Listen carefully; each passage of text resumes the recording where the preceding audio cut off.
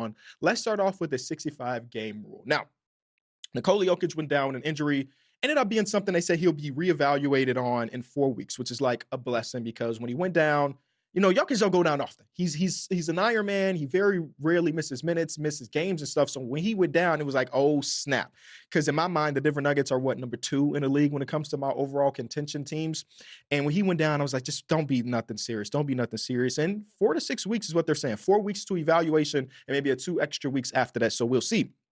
Now, with that, when he went down with his injury, a lot of people, me included, was like, hey, Nikola Jokic was the MVP at that point. Shea had it for the majority of the season. The OKC Thunder had a week where they lost 2 games, and boy, don't you dare lose 2 games if you're supposed to be legendary. And on the same thing, on the other side, with the Denver Nuggets, they were missing 3 starters, and they were still winning basketball games. And Jokic was putting up 40s, 12, and 12s. He had the best Christmas Day performance ever, even though half the world was asleep because it went into overtime. So he was just playing such great basketball, which is the Nikola Jokic way. And now, because he's going to miss 4 to 6 weeks, he's in jeopardy of not just not winning MVP, but in jeopardy of not making All-NBA. And I've said it before, I'll say it again just for the people that may be the first time to listen to the show. When I look at All-NBA, when I look at awards, I look at it and it is a snapshot of the season that we just watched. It is a way for me as somebody that was not really, I was watching basketball in 06, but like I was 10 years old. So when I look back in 06 and I see the All-NBA teams, in my mind, that those are the 15 players that the league had decided were the best 15 players in the world at that point. The MVP was the MVP. And now with the 65 game rule, this conversation is like, hey, will we have a real representation of what 2025, 2026, the NBA season ended up being? Because right now, we did this 2 months ago. We were talking about how there was potentially 8 All-NBA spots open for grabs because of injury, because of Halliburton, because of Dub, because of Tatum, because James Harden and the Clippers weren't playing well. And I guess they kind of figured some things out. But in that win streak they was going on, the opposing team was shooting 28% from 3. Then they went against the Celtics, a 3-point shooting team, and got smacked. There were so many different players, right? Between LeBron James going down with his injury and so on, there were so many All-NBA spots open. And now that number's even higher if Jokic is not going to get the 65 game thing. So can we look at the 2025, 2026 eventual All-NBA players and say, hey, these are the guys that represented this season? And I do want to say, I'm sure there are people in the industry or people that are talking about this topic of the 65 game rule that are literally just talking about it because it ends up being Jokic is the victim of it all. I am not one of those people. It could have been Jokic. It could have been anybody, honestly. But it's just he is the breaking point, if you will. Like with all of those names, it's like, man, now it's Jokic. Now it's, it could have been now it's Luka. Now it's whoever. It's just one of the top guys that are making us having this conversation. And should we abolish it? I am pro 65 game rule. I want to take a step back a few years ago when it was incorporated and what the idea was from Adam Silver and the competition committee and the Players Association.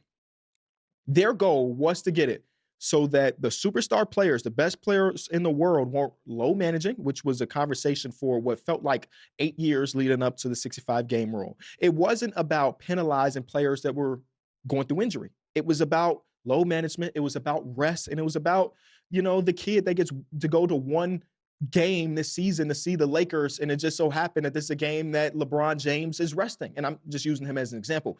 But it was about the fans. It was about getting the product to be as good as ever. And reminder, this was put in right before these media deals go on, so we wanted to have a little ramp before NBCs and the Amazons came through. We wanted to say, hey, here are the numbers. People are playing games. People are watching games, so buy our product.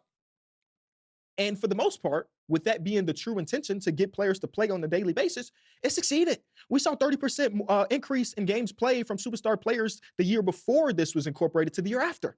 And I felt like it was in a good spot. But now we're seeing more stars go down. And I feel like it's always a calf. It's always a strain. It's always always a hamstring. But we're seeing more stars go down. And that's the conversation of whether or not it should be abolished. If you go through the archives of All-NBA, it's very rare that somebody plays less than 78 to 79% of the games in order to make All-NBA. There have been exceptions, right? Some guys have made it when I think it was Bill Walton won MVP with only playing a certain amount of, like 70% of his games and so on, but they were really good right before he went down his injury. So there are the anomalies in the conversation, but for the most part, even though a 65 game rule was not enforced, the voters, the people that have these votes, basically live to it. They didn't really give you any real wiggle room. I vividly remember times I was listening to podcasts growing up. It's like, yeah, we love this guy. This guy is so amazing. He probably should be all NBA. But man, he missed 22 games this season. And now it's getting to the point where maybe we should let the voters just self-govern themselves. You know what I mean? Because they had already lived by this rule. And one of the things that I've been listening to Zach Lowe a lot this season. Shout out to him. There was years where I just wasn't listening to any NBA podcasts, and he made a very good point that there is a world where you could convince yourself that 60 to 62 games of Nikola Jokic is significantly better than, I don't know, 73 games of insert all NBA third team guy that's going to make it. I think that's fair. But in the same thing, I'm like, man, 65 games. It's not that many games in the grand scheme of the NBA. 78, 79% of the season. So here are some solutions that one of them I came up with, one of them I read in an article.